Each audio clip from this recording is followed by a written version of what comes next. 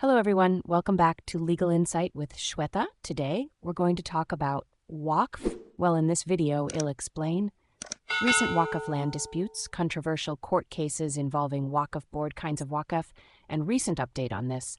Do you know about Waqf board?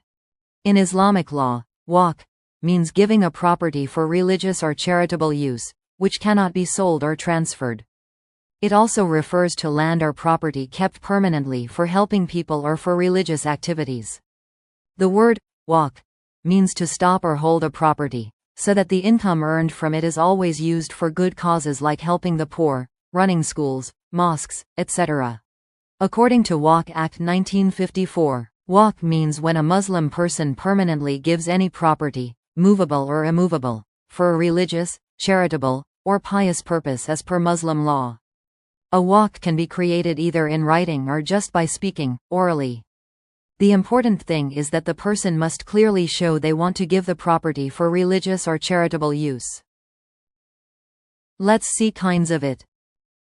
It's have two kinds, public and private. 1.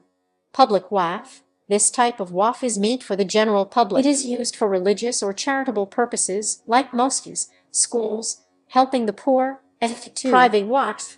This type is created for the benefit of the settler's own family or children. It is also called Waqf al-Awlad, which means waqf for one's own descendants. Controversial angle is in October 2024, farmers in Vijaipur district, Karnataka, received notices from the Karnataka Waqf board claiming that about 1,200 acres of their ancestral land were waqf properties. This caused significant distress among the farmers who feared losing lands they had cultivated for generations. In Sanjali, Shimla district, a mosque originally built in 1907 underwent expansions without proper approvals, growing into a 5-story structure by 2018. On 8 August 2024, 2 bills were introduced in the Lok Sabha. 1.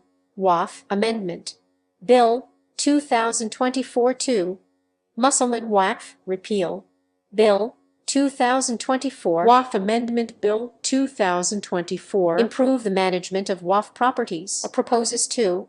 1. Rename the Act. 2. Update definitions. 3. Make registration easier. 4. Use technology to manage records. Targets better functioning of Waqf boards. Sent to Joint Committee of Parliament for review.